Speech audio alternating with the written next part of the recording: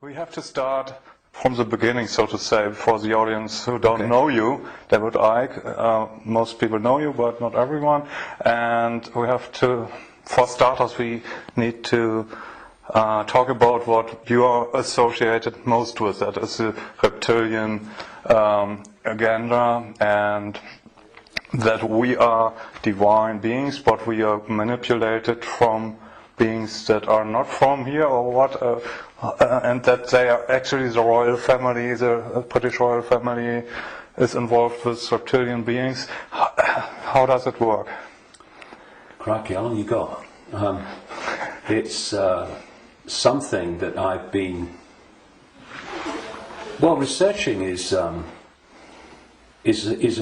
hardly applicable word in some ways, because to research means to look for, and you do that, of course you do, but after some extraordinary what people would call paranormal experiences in 1990 and 91, my life has become since then this synchronistic series of coincidences which have led me to, and even brought to me really, people, personal experiences, documents, books, and all these different sources that have put information before me in a very coordinated way, like some hidden hand is passing information to you. And it's not just random information, it's information that very clearly, as it comes into my life, has a direction. It has a series of steps. So in the early 1990s, the information that was coming into my life was about the fact that there was a cabal that was manipulating human society and world events towards the goal of a Orwellian global state, in which there would be a world government dictating to every country. Countries would be dismantled and become regions of great power structures. The European Union is a classic. And what we're seeing now with the European Union is the next stage of breaking countries up by destroying them financially, and then centrally dictating financially and in terms of government. And that there was a plan for a global army to impose the will of the world government, a world central bank to impose the cabal's global financial structure and control, and that the plan was for every child at birth to be microchipped as a matter of course. Now that was kind of whoa enough as the information came, and of course with the passage of the years this has been confirmed more and more by the fact that it's happening. Then there was a phase in the mid to late 1990s when, while that other information continued, and has continued to this present day, another, if you like, parallel and connected series of synchronistic situations happened in my life which brought information to me, and this related to the fact that the network of families which go back to the ancient world that are behind this control system I've just described and its ambitions actually take a non-human form, a not just reptilian, though that seems to be the dominant one, but, and I moved on from that too and gone into other levels of it beyond that, but that there is a non-human force behind this attempt to lock down the world. And then from about 2002, 2003, right to the present day, all these continue. Once they come into my life, these different areas, they continue together. That's why I work 12, 15 hours a day, keeping up with it. But this third phase, from about 2000, 2003, was the most important. Because without this, you can't really understand the rest.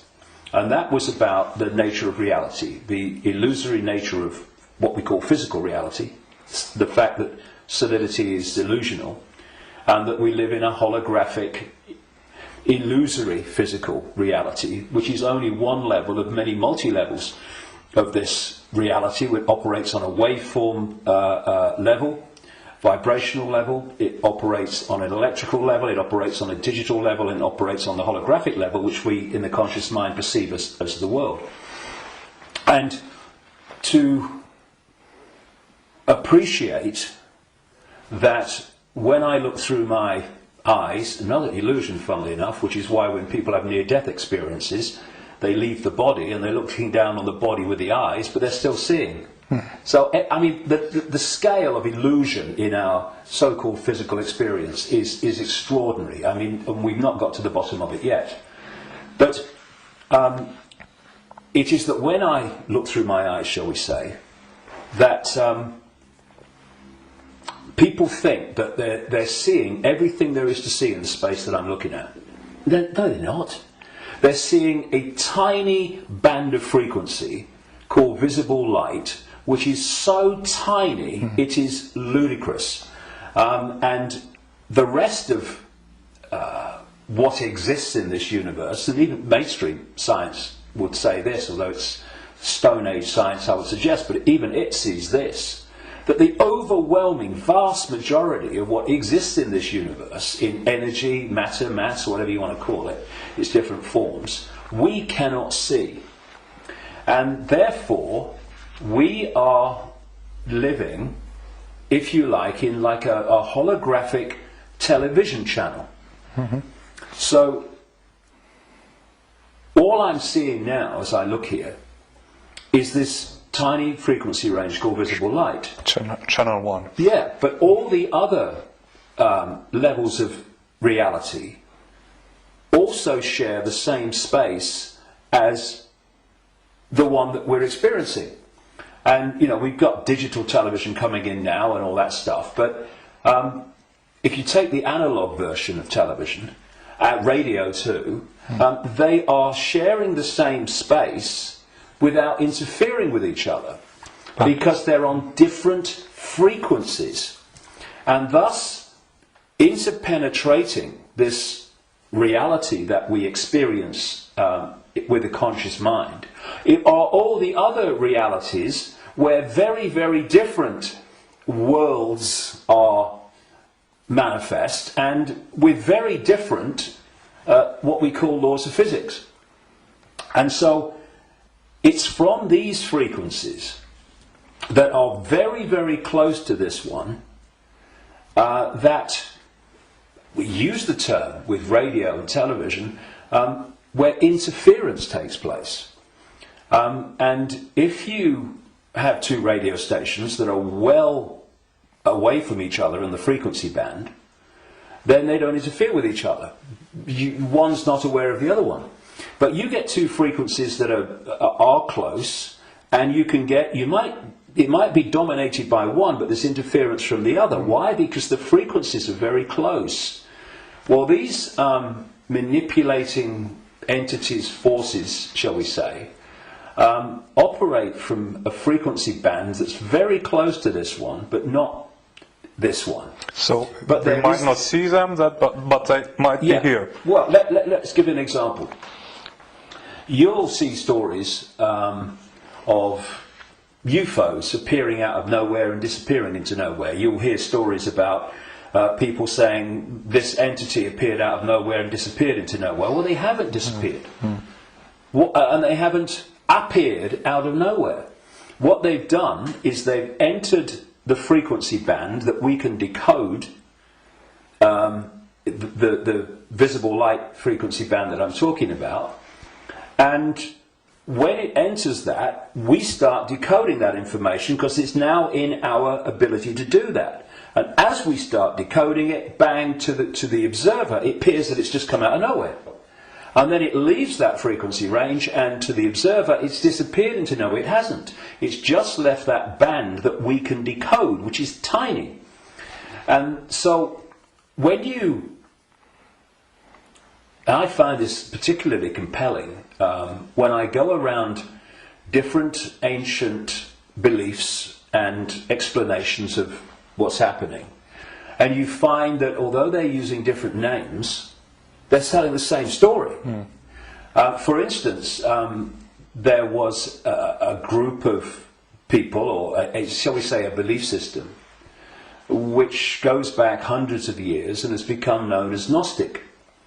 This was the belief system of people that ran the great library of Alexandria, with Hypatia, who was slaughtered by a mob inspired by the Roman Church, because that library carried information and knowledge that would have, as it circulated, demolished the Roman Church's version of everything. And it was challenging the Roman Church version of everything. And what's interesting is whenever you come across the Gnostics' belief system expressing itself, you see it's followed by slaughter, suppression, and the destruction of that knowledge. So the Cathars in southern France were Gnostics in terms of their belief system. We'll go into what that belief system is in a second. And so, again, in went the church, and all these, people that kill for the church, and they destroyed the Cathars. It's, I think, 1244 was the last stand to the mountain fortress at Montségur in southern France, in the foothills of the Pyrenees. And again, it's not just we slaughter them, but we destroy their knowledge. But a fantastic thing happened in 1945 when a sealed jar of Gnostic writings, quite considerable writings, was found by a peasant in Egypt in 1945. And they describe much of the Gnostic belief system. Now, key in my interest, one of the things, of course, as a quick aside, they were telling a very different version of the Christian story. And we might get into that because it's relevant. But the key thing for me was that around a fifth of these texts were about a phenomenon they called the Archons. And the Archons, these Gnostics said, were a manipulative force that operated outside of human sight, that was basically, as we would call it, an energetic form rather than what we would call a physical form, though it could manifest as physical form through holographic projections and stuff. And these writings even talked in their own way about the illusory nature of this reality. And they talked about the Archons were the, if you like, like cyborg, we would call it, troops of something they called the demiurge. And the demiurge is what Christians call the devil, and this negative force. And what these writings said is that this reality that we're experiencing was not created by some divine force. It was created by the demiurge and the Archons, and it was a fake reality. And that they manipulated by accessing the human psyche and manipulating humans' perception of reality. And there was some very, very interesting things that they said about the Archons. And one was that they lacked the ability to express the creative force. I would put it like this: if you gave them a blank sheet of paper and said create something like a reality, they couldn't do it. But what the Gnostic writings say is they're experts at taking something that already exists, like the reality before this hijack, as I would call it, the one we experience now, and twist it. They piggyback something already created and twist it. Something else, they said the Archons did. And you know, you're going back to something that's been estimated, I think, around 400 AD, these writings were buried. And that is that the Archons parasite off everything. They parasite off human society in many, many different forms. And I read this stuff and I'm going, whoa, this is my own books over the years, found in a jar in Egypt. Not all the detail of my books, but the basic themes, because it fitted totally. And then you go to the Islamic belief. And not just the Islamic belief, because this came from pre-Islamic Arabia originally. And that is the very considerable focus in Islam on energetic beings they call the djinn. And when you look at the djinn and you look at what the Gnostics said about the Archons, hallelujah, hello, they're the same thing. And then you go around other cultures and you see the same recurring theme. And so when you look then at human society,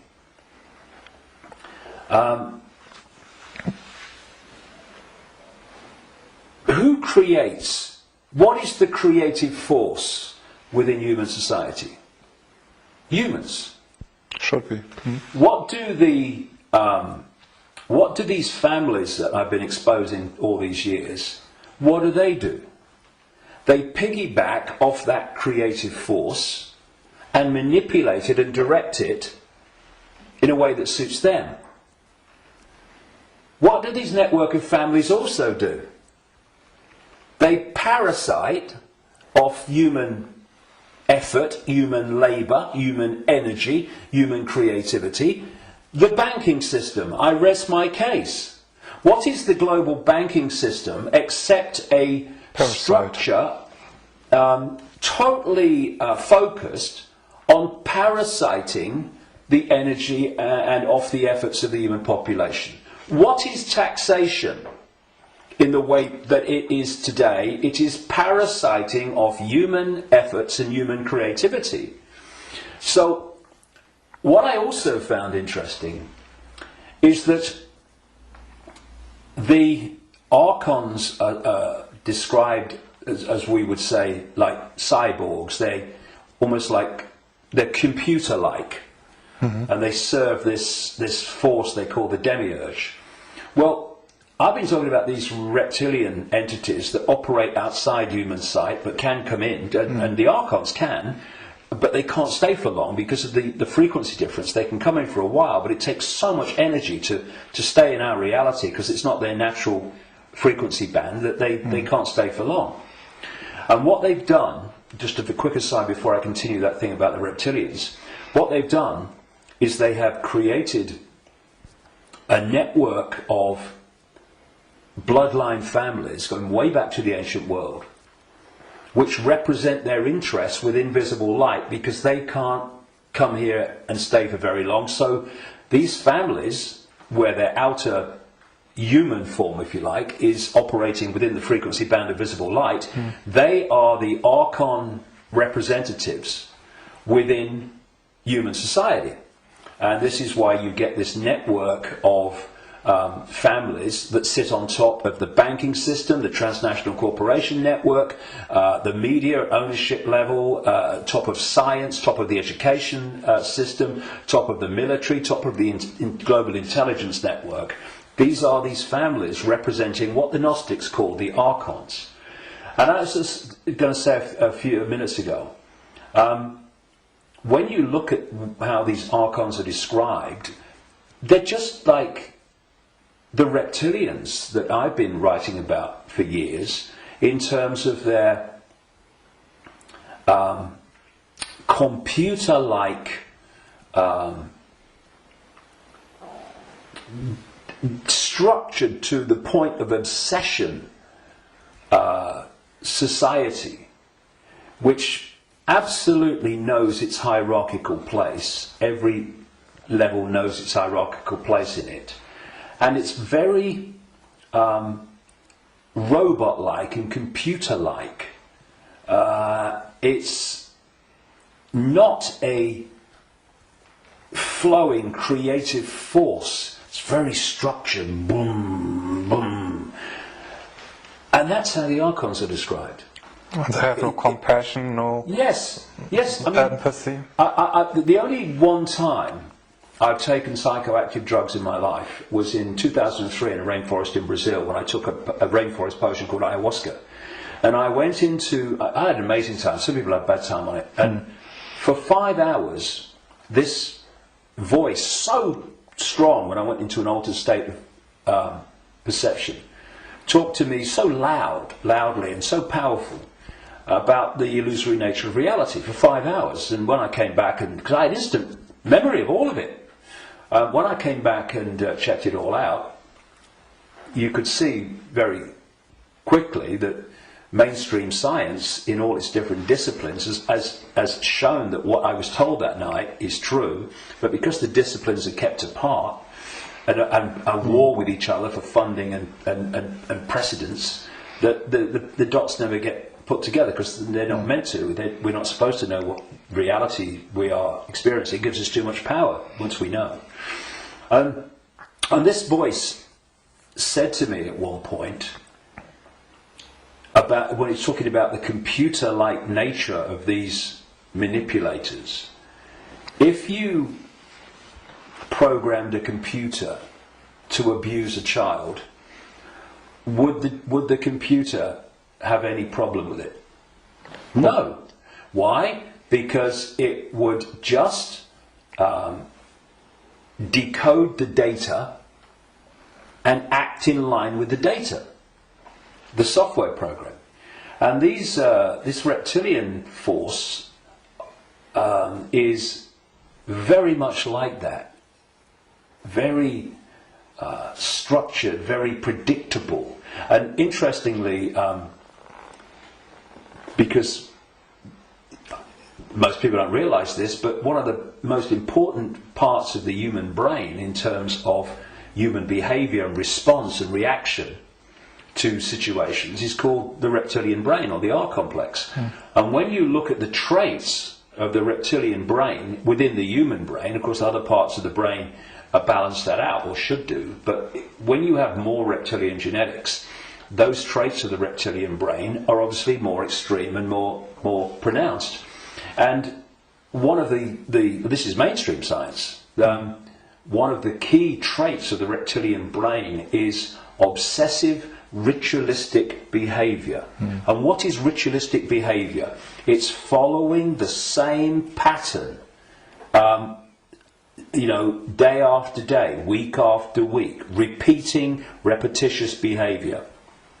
Now, this is robotic, and so you've got the reptilians described in those terms, the Archons described in those terms, etc. And these forces are different expressions and names for the same thing. Now, one of the manifestations of this network of bloodlines that represent this archonic reptilian force within human society is the royal families going back to the ancient world, and the aristocratic families that surround them. Why? Because where did the idea that certain bloodlines should be king or queen of a people, and you have this hierarchy, because this is the other thing about reptilian genetics and the reptilian brain, it's obsessed with hierarchical structures of power. Look at our world. Look at the royal families and the aristocracy. It's absolutely rigid with hierarchy. Everyone knows their place. You're a viscount, you're a baron, you're a lord, you're a king, you're a prince, and all this stuff. This is the human expression or the partly human expression, because they're hybrids, of the reptilian archon obsession with hierarchical structure manifested in our world. Because what they're doing is bringing that archonic reptilian reality into our world and making our world like theirs, more and more and more. Now, we have this thing, of course, going way back, which goes under the title of things like the divine right to rule. And what is that? That's the right to rule because of your bloodline, because of your DNA. And we have the ancient emperors of China claiming the right to be the ruler because of their descendants from the serpent gods. And the association between the serpent and the snake with royalty and royal families and royal bloodlines, just follow it back. And so you look at these royal bloodlines that have come through, because what happened is that there came a time when the human population started to reject overt, in-your-face dictatorship from royal bloodline. And that you had that move where this force, not entirely, not least in Britain, moved into what I call the dark suit professions of banking and business and all the rest of it. And politics, and have gone on manipulating from that point of view. But some of them survived, like the British royal family. Now, if you want to see a group of people that are so obsessed to the extreme, not just with hierarchy, but my goodness me, they are. The whole British class system, as they call it, is based on, obviously, hierarchy, which is based on the head of state being the Queen. But you want to see a group of people who are obsessed with ritualistic behaviour. Look at the royal family. She goes to the same palace at Christmas. She goes to the same palace in the summer. She goes to the same palace in the spring, and so on. And if you look at the royal year, it's ritualistic. It's a hamster's wheel, repeating. And then, and we've seen in the week that we're talking, 60 years the Queen Elizabeth, 60th year on the throne, the Diamond Jubilee. It's really been in our face in the last few days, and I've watched as much as I can because I wanted to follow the ritual. But, you know, Britain is famous for what is called pomp and ceremony. You know, the guards in red jackets and black hats, you know, like, you know, need a haircut. Marching up, changing of the guard, and then you've got people in breeches and all this stuff. It's unbelievable.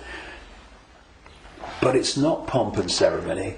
It is ritual. Repeating ritual. So if, you know, I'm saying, and I've said for years and years and years, I've been saying it this week as this has unfolded, that the British royal family, and the royal families of Europe too, but the British royal family is an expression of this hybrid bloodline which represents these other dimensional forces within human society.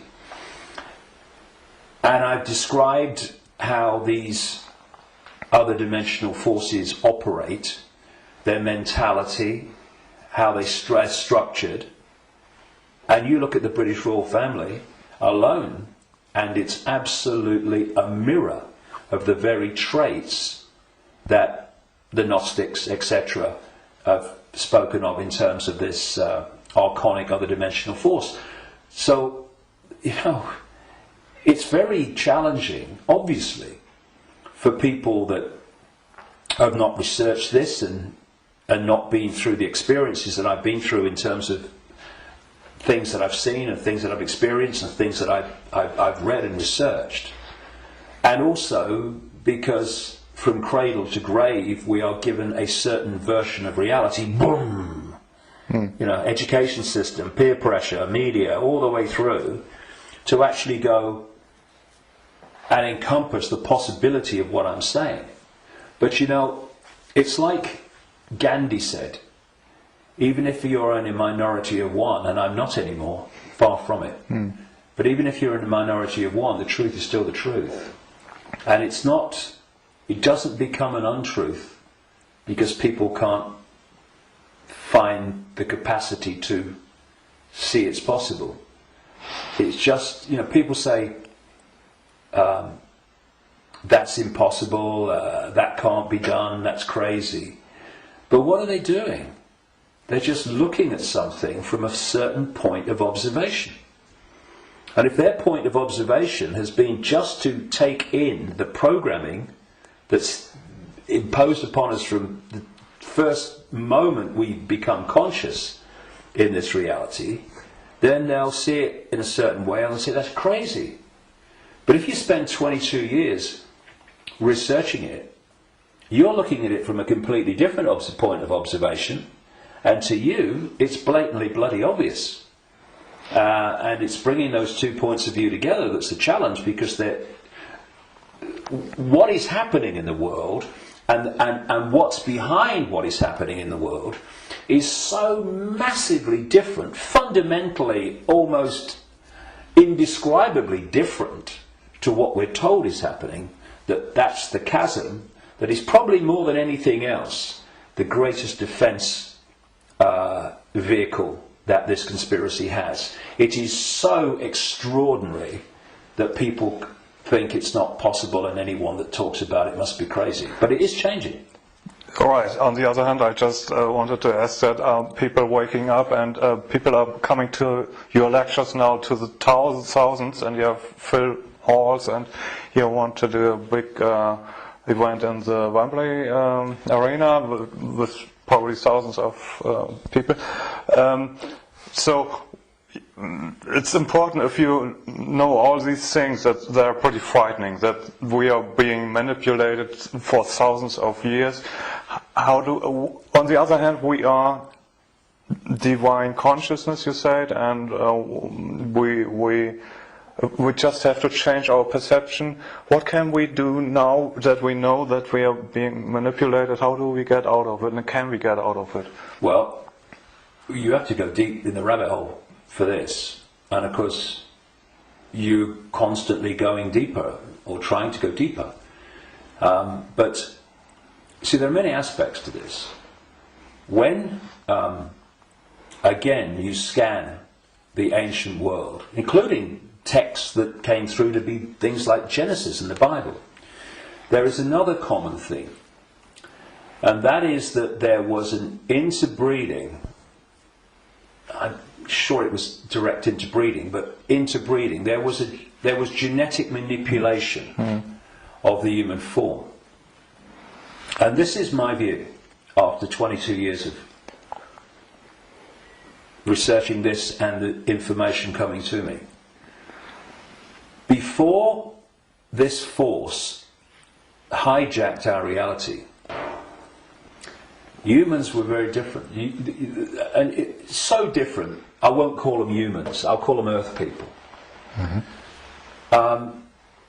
And they were a heart-centered society,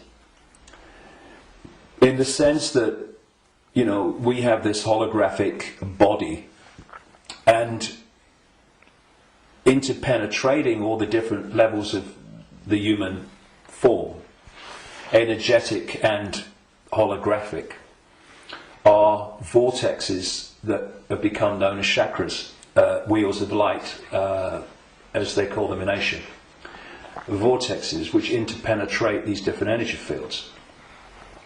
And it seems there are 7 basic ones, foundation ones, many others, but foundation ones, going up through the human form, and this one is the key, the heart. This vortex connects us to way out there, to far higher, more expanded levels of awareness than anything else. And there's an organisation in America, it's called the Institute of Heart Math.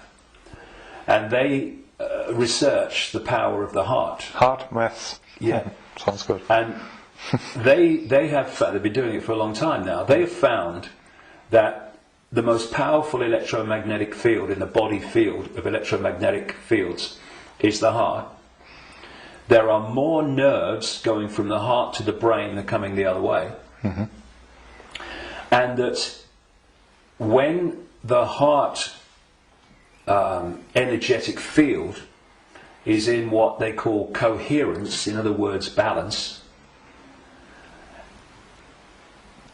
and connects in coherence with the central nervous system and the brain, that trinity, if you like, when it comes into harmony, takes the person into a much higher level of awareness and consciousness. Mm-hmm. The key is the coherence of the heart field. Once you knock that out, you knock everything out, and what's left then as the arbiter and decider of reality? This. Now, this is a great servant to this. Mm. It's not a great master when it's in control of our perception of reality. And there's another vortex in the belly, which is about emotions. This is why when people feel nervous or frightened, they feel it in the belly. And you know, they need to go to the toilet. It's because the imbalance caused by the fear and nervousness in the chakra, the vortex linked to emotions, is affecting the balance or imbalancing in the same way the intestinal system and what have you. And what they've done to pull humanity into a low vibrational, brain dominated perception is they've moved the point where we interact with reality from the heart to the belly. They've done it genetically because, as I said in my last book, Remember Who You Are, I'm saying that on the level of human DNA that they call junk DNA, which is anything up to 98% non-coding DNA, they call it junk DNA because they don't know what it does. Well, some cutting-edge scientists, not least in Russia and some in America, are pointing out that actually within so-called junk or non-coding DNA is a language, and it's a very it's a language that you can see and you can uncover, and it operates very much like human language. It has many of very closely the traits of how human language is sequenced. This is how this language, as they call it, within so-called junk DNA is sequenced. And they're talking about the fact that the human language, which is what? Vibrational fields, that's what it is. We hear the words, but only when the brain decodes them. Mm. What's passing between me and you now is not the words and what people are hearing. What's passing between me and everybody is not words, it's a vibrational information field generated by my vocal cords. Mm-hmm. People are only hearing the words when they decode that information. So everything is vibrational waveform at its base, even language. DNA is waveform, like the body is waveform in its base state. And they're starting to uncover this language, and it fits absolutely my contention that part of this genetic manipulation was to put into junk DNA what I call biological software programs, and they are basically perception programs. So if you put a disk into a computer and the computer starts to read it, on the screen the computer's symbolic perception is read from the disk. Well, what if we had biological software programs running through from junk DNA, this language, they're finding, and we were reading them into a perception of reality. The other key side of this is that there are emotional biological software programs in there that are running all the time. And when you are reading those, then you are in the belly, because they're low vibrational software programs in terms of emotions, because they're all about fear and all the subdivisions of fear, like anxiety and frustration and depression and guilt, all these expressions, different expressions of fear. And if we do not open our minds, I call this the human body-mind computer, biological computer. If we don't open our minds and let the true self in, consciousness, then humans are operating literally in a closed system in which the DNA emotional and perception programs are running and not being challenged by a level of awareness that is beyond the program. So basically, people talk about the blind leading the blind. What humans are is the program leading the program. And it is my view, and this may be shocking to people, even some who've been along this road a bit. It's my view, after 22 years of putting this together, that the vast majority, at least, of humans have been going through entire lifetimes without having a single original thought or emotional response. Now, when you've got psychologists, I mean, Carl Jung, the Swiss psychiatrist, talked about this, but others too. When you've got psychologists that say that they can break down the human personality into 12 major archetypes and combinations of them, well, at the level of awareness, at the level of consciousness, at the level of the true self, we are infinite possibility within an infinite reality of infinite possibility. How on earth can you break down that into 12 major archetypes and combinations of them? It's ludicrous, you can't. But what can you do that to? Computer programs. And that's what we are.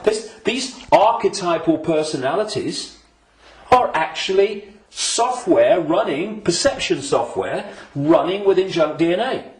Now, put all this together, and that has moved us from a heart-centered society, connected out into a greater level of reality. This is the innate intelligence. This is supposed to serve this, not be the governor of perception. That's why this knows, and this thinks has to work it out. People don't go, my intuition thinks, no. My intuition, and we do this, don't we? My intuition just knows. Because instinctively, on a subconscious level, we're going to that point of true knowledge, true awareness, no, beyond knowledge. This is knowledge awareness. But what's happened is our point of interacting has gone from the heart-centered society, and if you're coming from this, and this innate awareness, this innate knowing, this innate understanding that everything is connected to everything else, then you manifest from that a completely different society to the one that we have. What's the one that we have? They've moved it into the belly. Humans now, gold. I've got a cough. It's not the cough that carries you off, it's the coughing that carries you off it. Now, they've moved it into a belly society. Where does human response come from, overwhelmingly, to events that we face? The emotions. It's an emotional response, it's an emotional reaction. It's not a heart reaction, overwhelmingly, though of course it does happen. it's an emotional reaction. You know, this mass manipulation technique that I called a long time ago problem, reaction, solution, where they create the problem covertly, tell the people through an unquestioning mainstream media the version of the problem they want people to believe, and then they get the reaction from the people, do something, something must be done, and then they who have covertly created the problem got that reaction, do something, then at stage 3 openly offer the solution to the problems that they have created, which gives them the excuse to change society and advance the agenda that they're following. Now, it's not problem, go into the heart, look at it from the innate intelligence of the heart. It's not even problem, have a think about it, do a bit of research, see what you think. It's problem, reaction, solution. It's the manipulation of an emotional response, an emotional reaction. And what they're doing all the time is manipulating an emotional response to get support or to justify what they're doing. So, for instance, they'll tell you that Gaddafi was killing his own people and what have you, because they're looking for an emotional response. Oh no, we've got to stop him killing his own people. What they don't tell you, of course, is that the rebels were actually put in there, funded and armed by the NATO alliance to cause the problem. And then when Gaddafi's troops start reacting to what they're doing, shooting back at being shot at, then suddenly, oh, look, Gaddafi's killing his own people. Reaction, oh yeah, we've got to stop it. So this is happening all the time. You know, 9/11, ooh, that was, look at 9/11. And those horrific pictures and the towers coming down. Did that take us to here? No, it took people here. And from this gut, what would you say? Gut reaction. You know how many? People say, "What does your heart tell you? What does your heart tell you?" Right? But how many times, instead of going, "What does your heart tell you?" what do we say? What does your gut tell you? Emotional response, emotional reaction. And so what they've done is moved us. Not all of us, not everybody, but the vast majority. They've moved them from the heart, high vibration, which they can't touch. Yeah. If we're in the heart, we're untouchable. It's like Radio 1 trying to impact on Radio 2. Can't be done. They're terrified of us going into the heart because it's over. So they move us into their stadium vibrationally.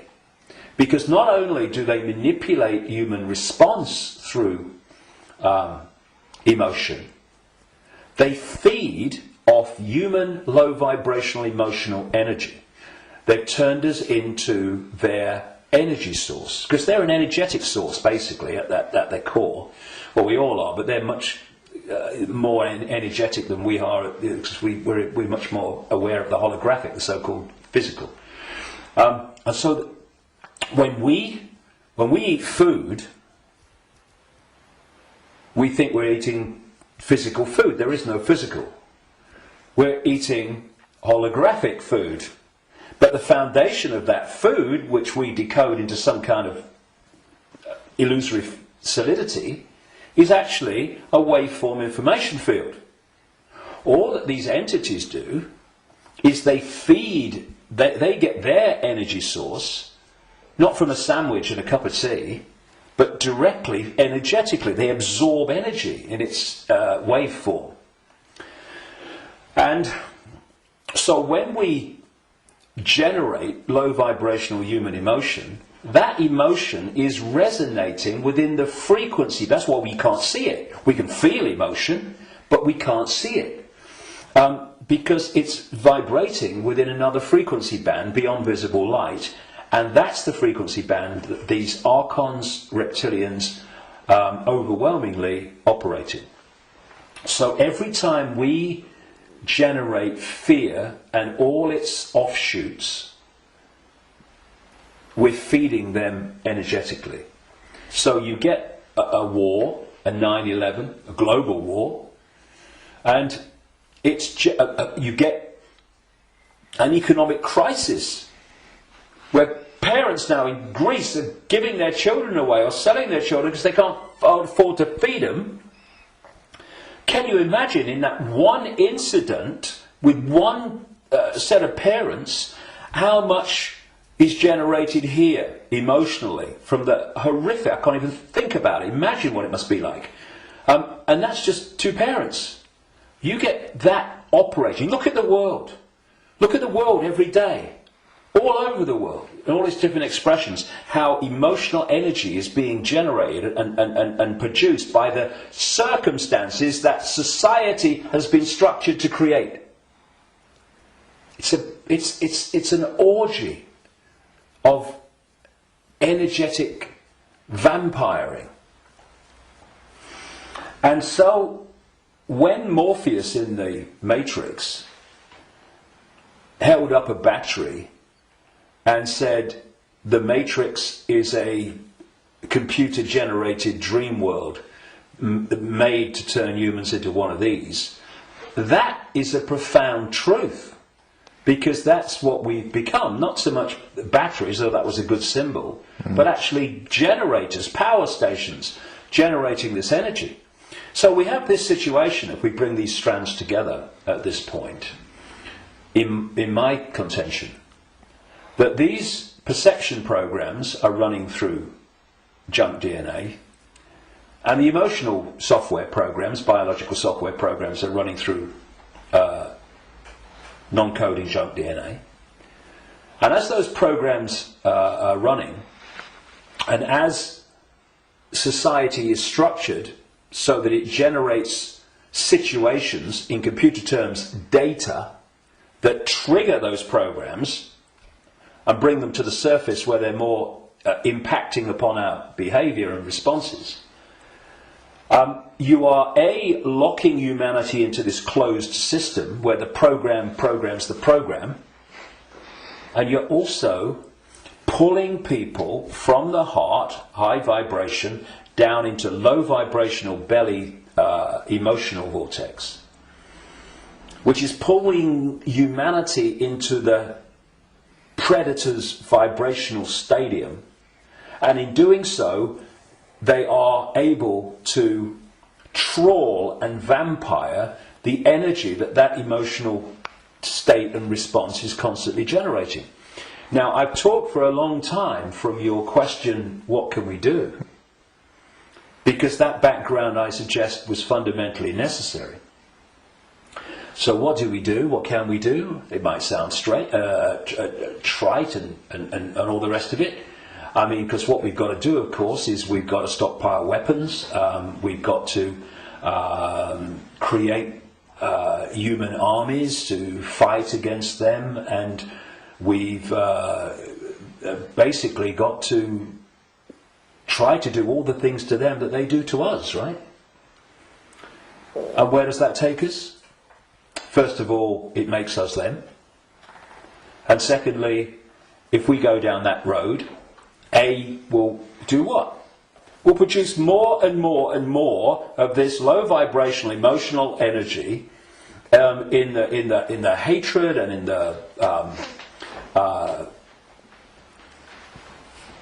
the anger that we produce. And we will also, if we go down that road, we will have symbolically weapons that manifest as a pop gun against state-of-the-art weaponry. So, although it's very macho and very, we've got to fight. I love Tony Blair once, he said, we've got to fight for peace. Sorry, can I just have some time to work that out in a darkened room, please? And it is something that, when you look at it, is very good for the macho we've got to fight him. But as a strategy of bringing this down, is doomed to failure and disaster, because it's playing the game they want us to play. And if you're in that macho mode, and you think the whole spiritual side of things and stuff like that is namby-pamby, airy-fairy and a bit, soft, then what I'm going to say will make no sense. But if we are going to bring an end to something that has been created and perpetuated by something happening, then we can fight that something, or we can remove that something. And if you've got your finger in, a boiling pan of water, well, you can turn the gas off, or you can literally take your finger out. In other words, instead of finding a solution to the problem, turning the gas off, not really a solution, your finger's still in there, you remove the cause of the problem. The cause of your problem burning in the water is because your finger's in the frickin' water. So remove it. Done.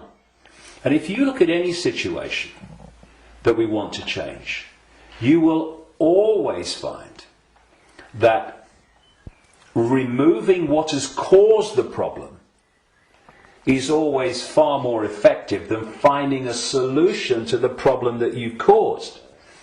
And so, we have this control system, we have this constant and gathering, expanding imposition and dismantling of people's lives financially in all these different ways. And we can say the solution is to fight the system and get out on the streets and fight and all this stuff. Or we can say, what has caused this reality that we are experiencing? So why not remove the cause of the problem? And this is not about fighting. It's not about macho man responses. It's not about shouting loud. It's about changing the way that we interact with reality. And in doing so, stepping out of the influence of the programs that have been running human perception and emotional response throughout known human history, and are creating the world that we live in. Because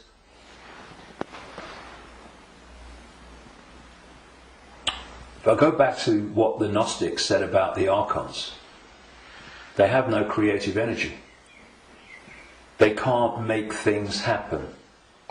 But we can. We can, yes. Which is bringing us to an interesting point. We can manifest.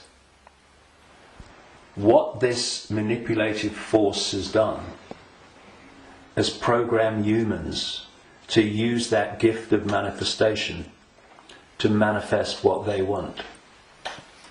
And so, if we manifest from our perceptions of reality, then manipulate their perception of reality, and they'll manifest what you've manipulated them to perceive as reality.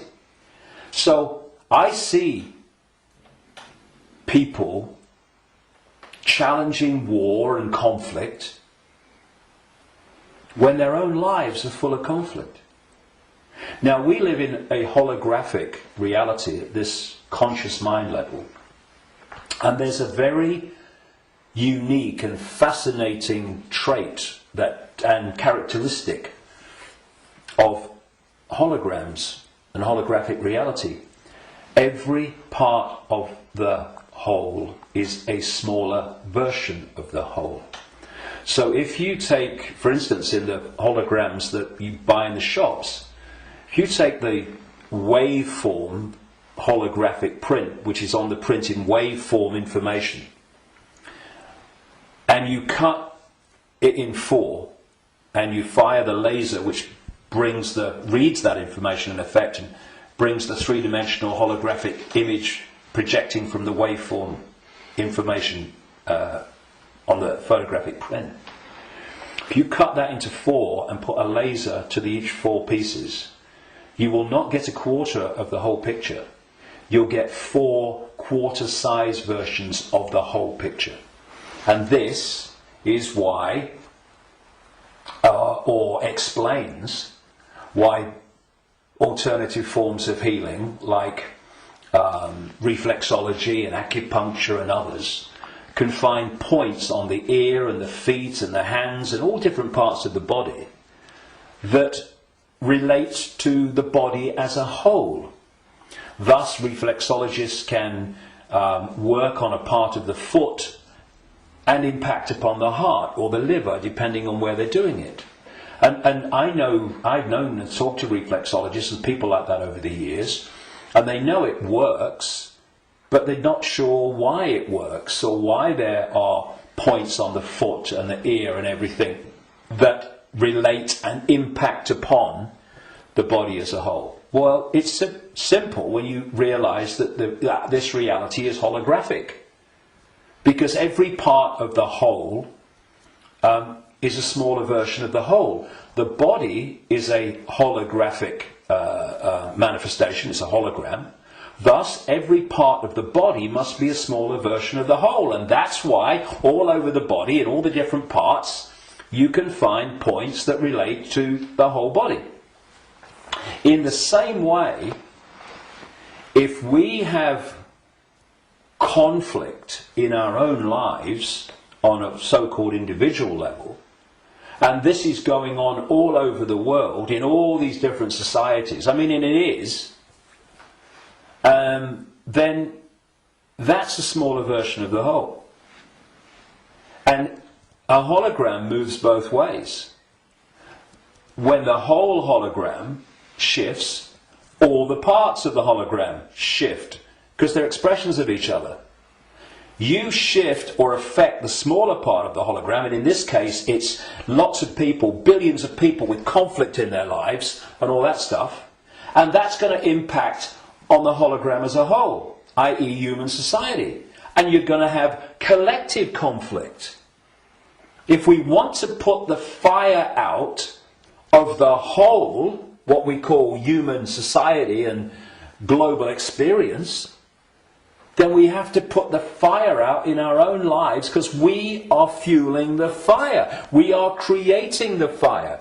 This is why they want conflict and disruption at all levels of society, because they know that they're constantly impacting upon each other. We have conflict in our own lives. Collectively, we are manifesting collective conflict. You have collective conflict like bombing Libya and Iraq and what have you, and the global conflicts. Those collective conflicts then impact on the individual that reacts to them with a lot more emotional, belly-based emotional response. So everything is connected to everything else. Everything's impacting on everything else. Now, those behind this manipulation of human society, they know that. And they have been playing humans like a violin for so long. And this is why, not the only reason, but this is why they created human religions in this part of why, because there were many whys for that, and why they created human science, which is, I call it Stone Age science. It's song sheet science. It's not science. It's just a bogus explanation for reality, so we don't see the real one. This is why the nature of reality is hardly, if any time, discussed in schools or education in general. And I travel around the world. I've been to 50-odd countries, many of them many times. I've seen the streams of television channels, not least places like America. You're going through the zapper button, and there's channels after channels after channels. I have never seen one that was asking the question with an open mind, Who are we? Where are we? What is reality? Now that is ludicrous. I mean, we have a situation where probably the vast majority of people go through a lifetime, until they come to the end of their lives and they're thinking, where do you go? Who don't even think about, who am I? You say to them, who are you? Oh, I'm Charlie Jones. I drive a bus. And they'll tell you your family history, they'll tell you their life history and all that stuff. That's not them, that's their experience. And human self-identity identifies who we are, self, with our experience, with our name, with our job. Who are you? I'm a banker. No, that's your experience, it's not who you are. And so when you lose touch with who you are, and you lose connection to the true self beyond the program, then what's left is for the program to run and dominate our sense of reality. Our sense of reality becomes our point of observation by which we judge everything, and the emotional reaction from which our judgment and response to events comes. And it's a closed, ever repeating cycle.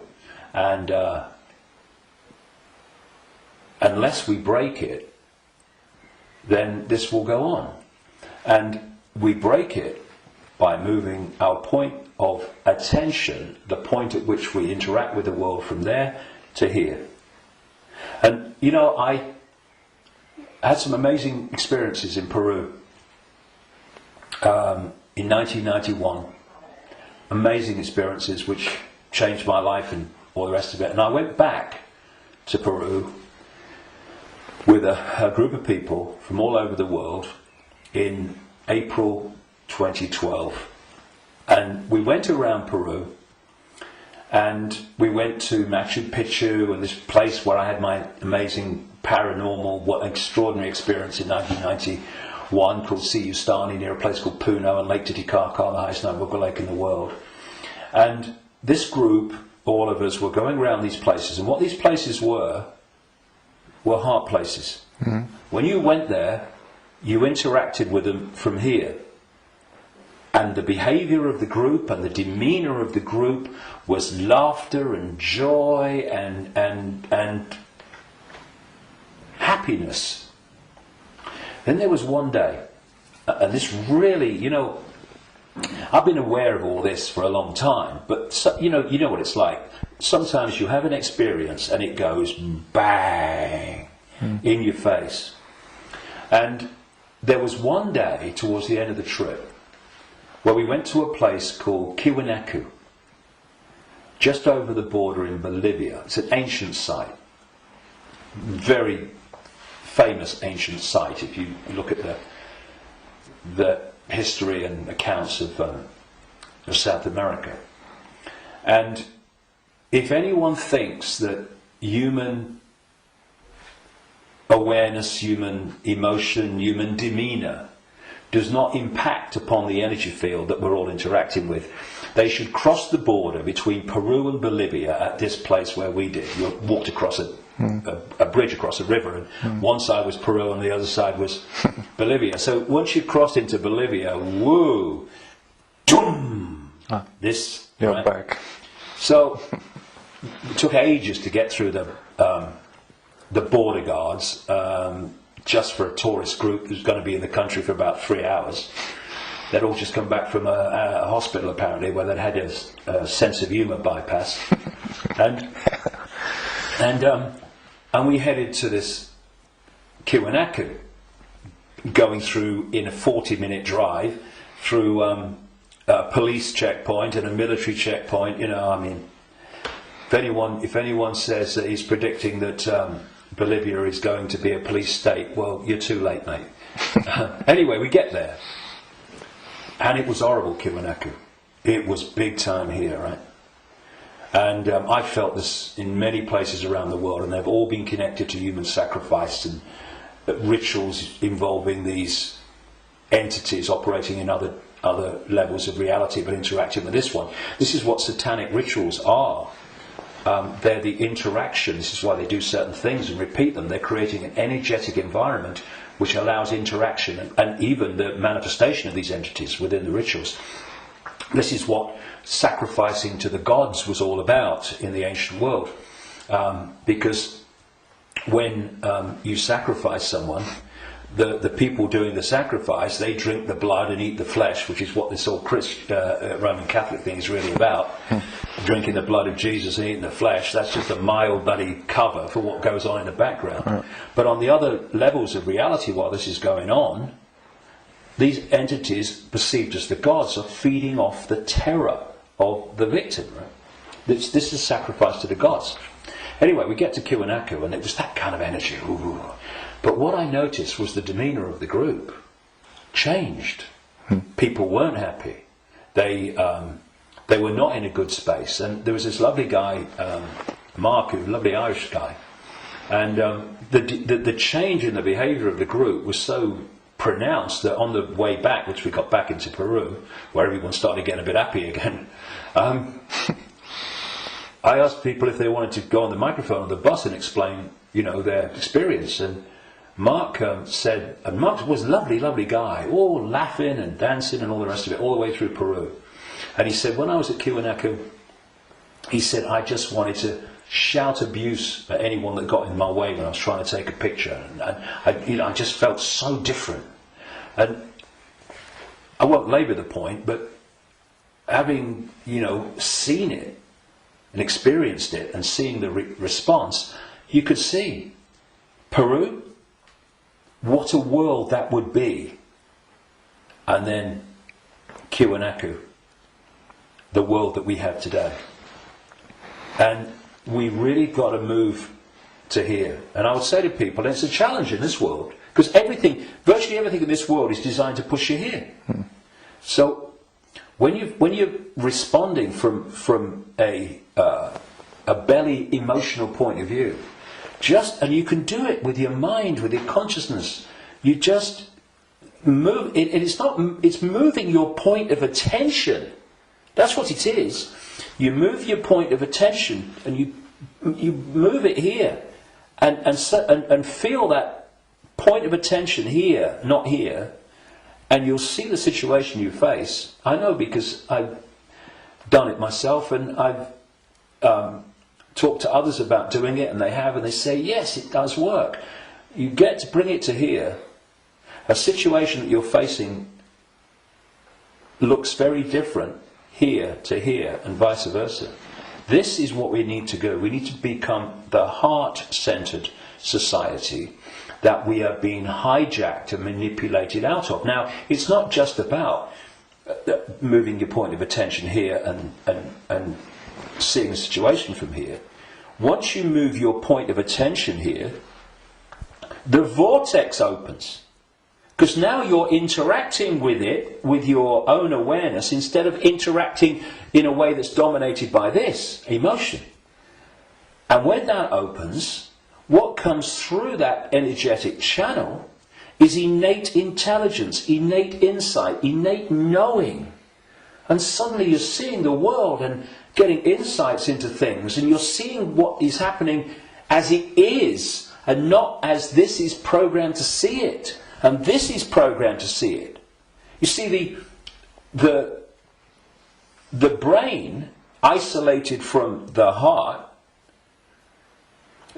works in unison with the emotional chakra, and these two in unison, crikey, they're a bloody nightmare.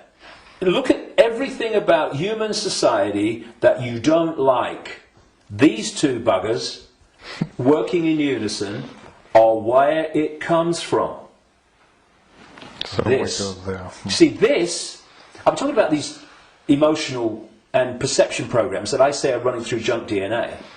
Once the heart is no longer impacting in any way significantly on our sense of perception, on our sense of reality and all the rest of it, our sense of response, then the brain becomes the governor of our what? Perception, which is dictated to the brain once this is out of the way, which can override those bloody programs running through junk DNA. Piece of cake. You know, this is where the power is. This is what they're terrified of. So once that's closed down, this is what's done by the program and the way society is structured, then this becomes the governor of perception. And what it is doing, it is decoding as a sense of perception the perception programs running through junk DNA. And that perception of something becomes an emotional response to something, and this is an emotional response from the programs running through junk DNA of the emotional programs. So here's your, if you like, your holographic manifestation of the perception programs of self and the world and reality running through, and here is your holographic expression in response and reaction of the emotional programs running through junk DNA. And these have created the world we don't like. They've created the ability of the few to dictate to the vast majority. Because this will never see it. This will never get it. Except up to a point. This can get to a point where it can see the names, dates, places, Bilderberg group level of engineered wars level of what's going on in the world. But seeing where that is coming from, what's behind it, you've got to go in here. Because if you don't, you can't get into the rabbit hole. Because this can only go so far. And it's my view, and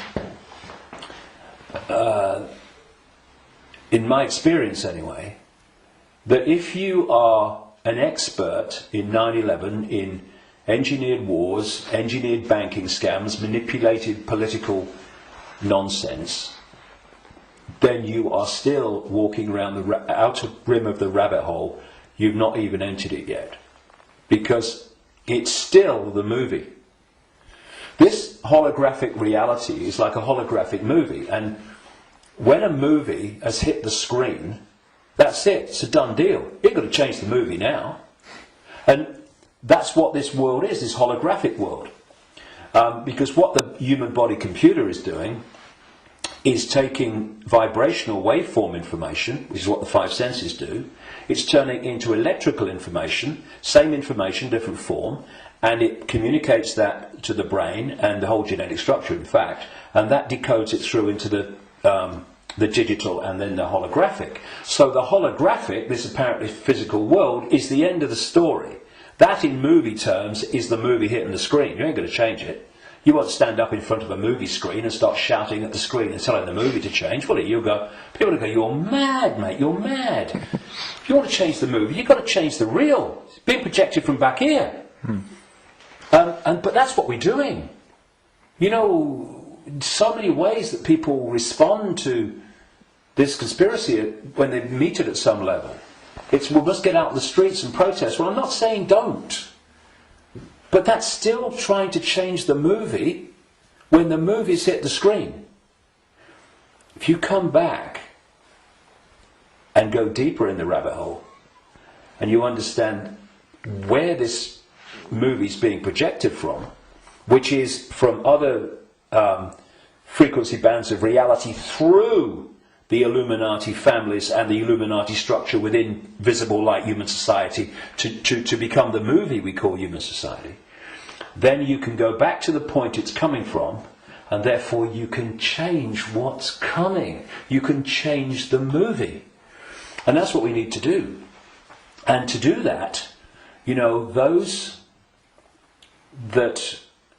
And I'm not knocking the five sense level of the conspiracy and communicating it, 9/11, manipulating. I'm doing it every day on my website. Books are full of it. We need to know that. But if we only do that, then basically we are seeing the outcome. We are not seeing the origin. And you cannot change an outcome without changing the origin. And so when I look at so much conspiracy research, good luck to them. You know, everybody that comes and does this, hallelujah to you. good on you. But there comes a point where we know how the system works in the holographic world. I mean, what's left? Finding out what size shoes Henry Kissinger takes. Yes, on a daily basis as it unfolds, we need to, keep with it. But, okay. But are we going to become recorders of our own enslavement? Oh, see, I told you they'd do this next. Look, they're doing it. If we do that, we've moved from not knowing that the prison's being built around us to seeing the prison being built around us. But there's a common theme between the two of them. The prison's being built around us. And that's fine if people want to do that only. I'm not saying don't do it, but to do it only and ignore where it's coming from, therefore the solution or the removing the cause of the problem. The people who only do that will record and record and record and record their own gathering enslavement and the enslavement of humanity until we wake up. Would you come with me, sir? I ain't waiting for that. We need to change where it's coming from. And for that, there are some major challenges for those in the conspiracy research arena who are dominated by a sense of patriotism and dominated by a sense of a religion.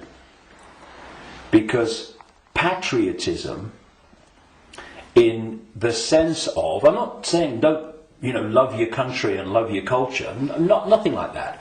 But patriotism, in the sense of self-identity, I am an American, I am an American patriot. No! That is your experience. What you are is infinite awareness. All that is, has been, and never can be. All possibility. Having that experience. And I'm a Christian. No, you're not. That's the belief system you have chosen to take on as your persona. But it's an experience of being a Christian. It is not who you are.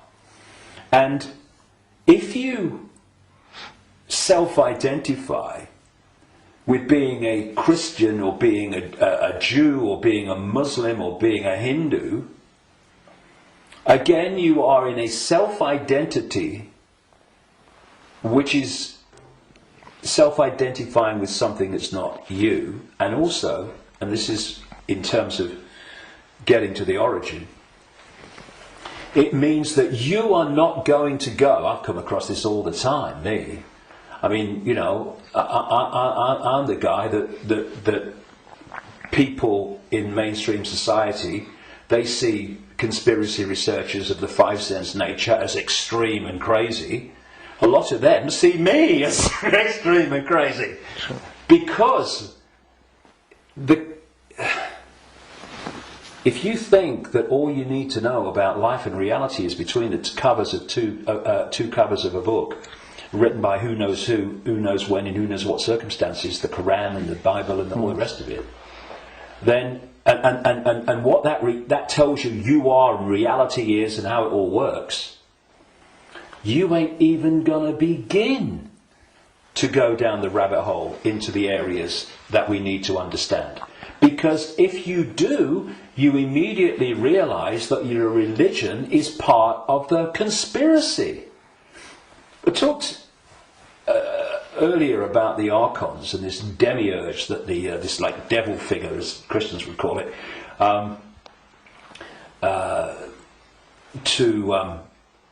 that the Gnostics talked about in their texts.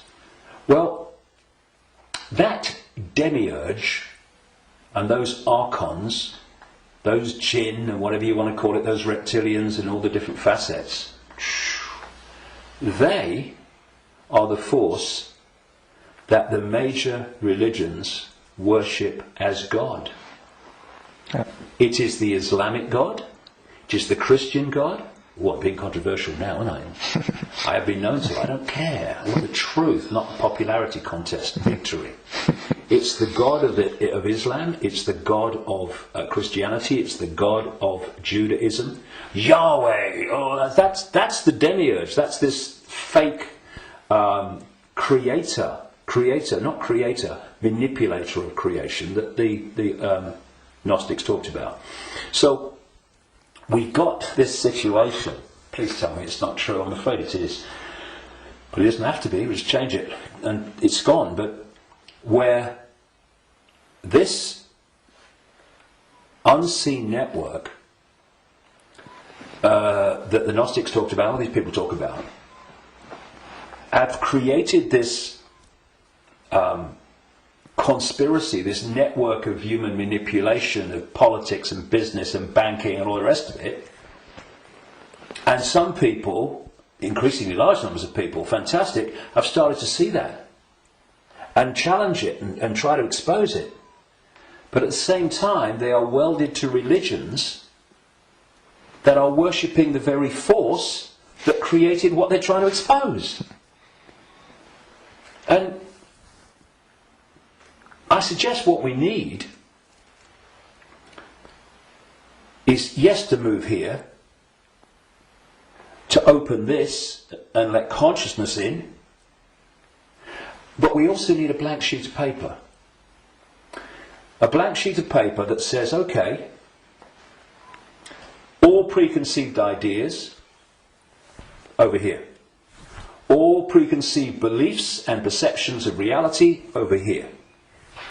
Now, from this point, what goes on that sheet of paper in terms of my perception of reality comes from information, comes from innate knowing, does it feel right, and comes from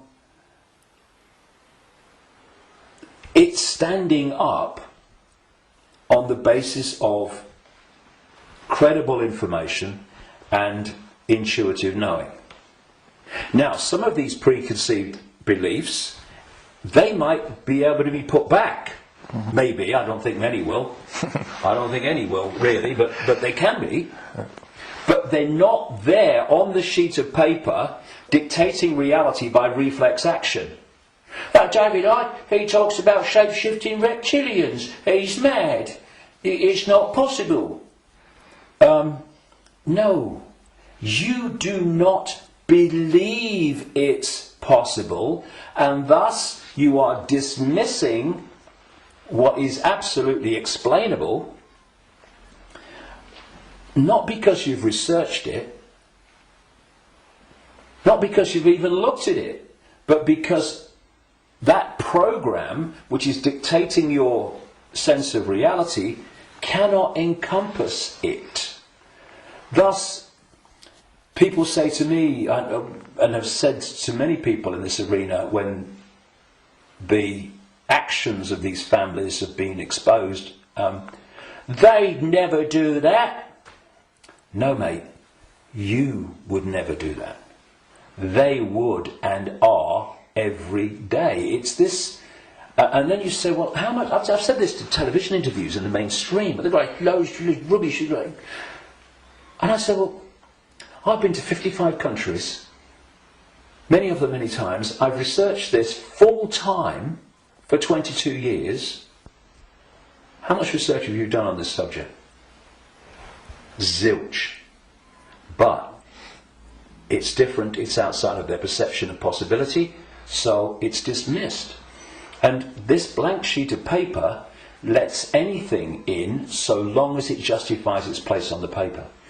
And when you do that with an open mind, you don't say, I'm a Christian, so I don't criticise Christianity. You go, I'm going to look at Christianity and what I've believed up to this point from a detached perspective and see if it stands up.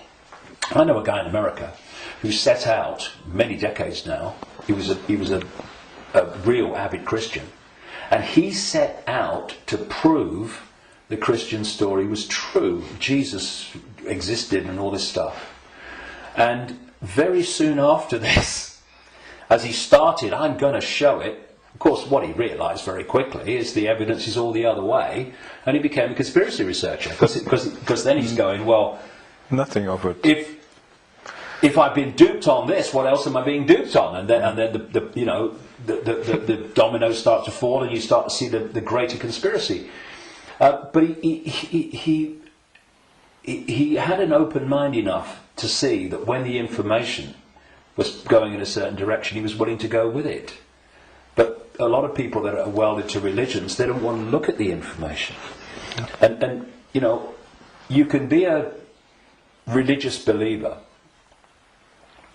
and you can go to the 5 sense level of the conspiracy, because you can say it's Satan and Jesus is coming, and it's Armageddon, and it's the end times and all that stuff. You can do all that from a Christian perspective, but you ain't going to get in the rabbit hole.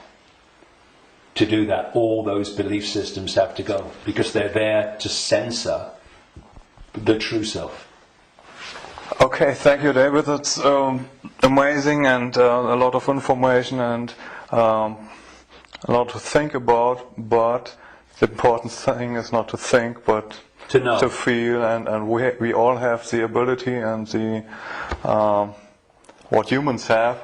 We can change it because we can create, which the others can't.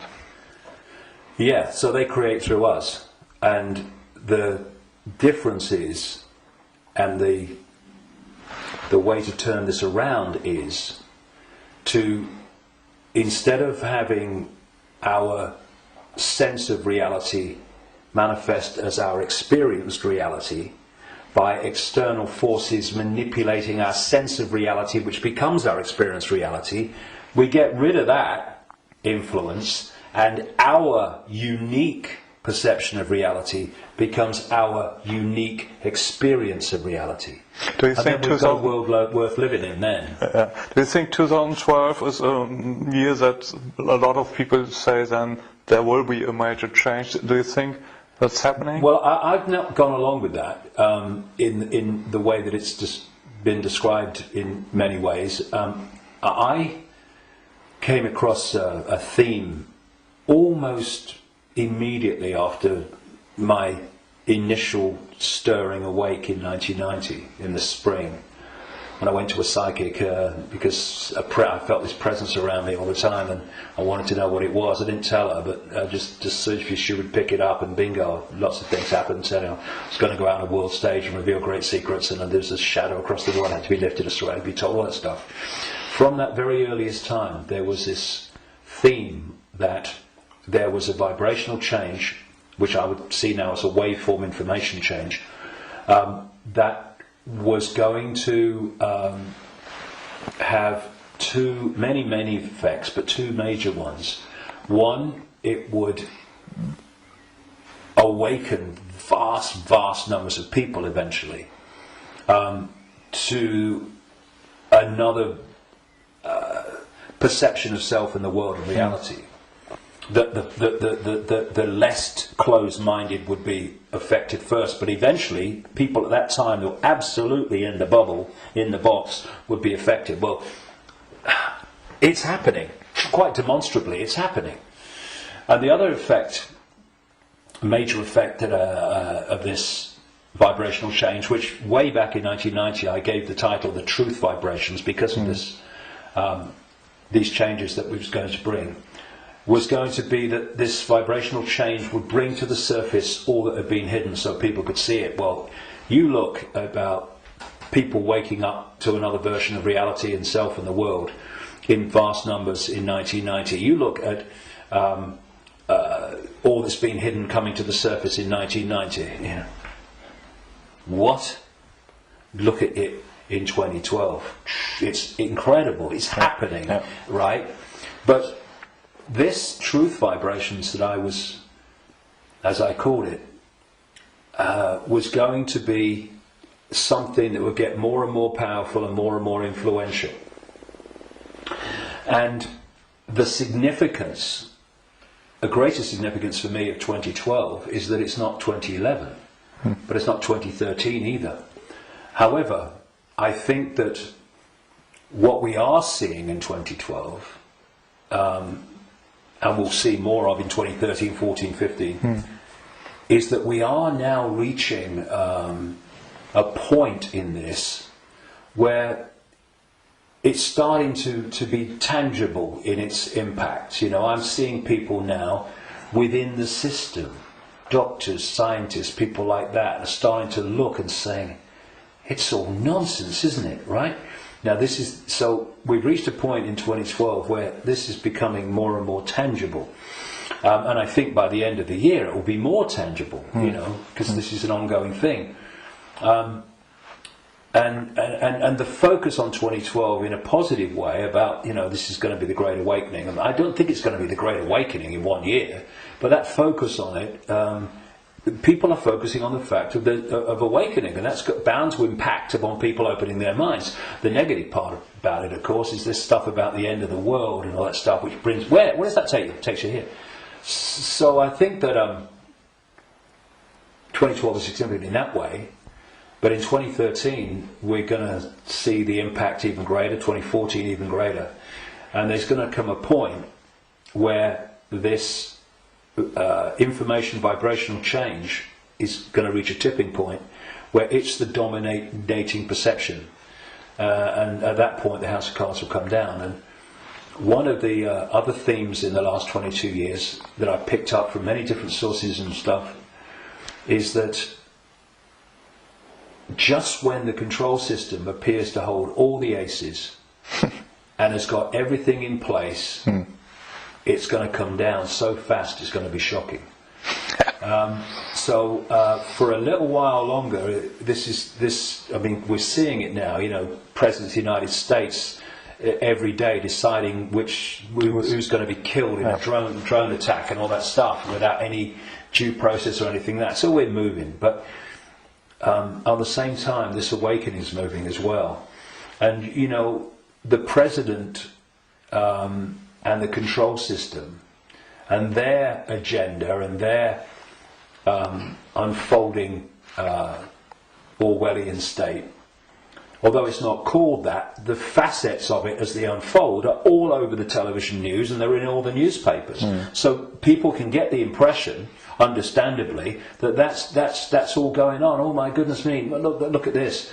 What's not in the papers, what's not on the television, for obvious bloody reasons, is that this is this quiet, well, in terms of people like me, as loud as I can bloody be, awakening, but a quiet awakening with most people is gathering and it's growing. And it will eventually be like a tidal wave of change and bring an end to this bloody nonsense, because the power that is used to enslave and manipulate us is merely the power we give away every day. When we stop doing that, there's a very high, loud bang and the House of Cards comes down. But so that's the revolution. The revolution is not stockpiling weapons and hurling abuse and all this stuff. The revolution is remembering who we really are and the power to dictate our own reality collectively and individually that memory brings. That's the revolution, remembering who we are. That's why I called this big event at Wembley, Remember Who You Are. It's the key to everything. If we don't remember who we truly are, infinite consciousness having an experience, nothing's going to change. And but we are, and so it is. It's changing. We can see it, and you're part of it, and we are part of it, and I thank you for what you do. Well, thanks. And anyone can be part of it. It's just a choice. Right. Thank you, David. Cheers, mate. Thank you. Thanks a lot.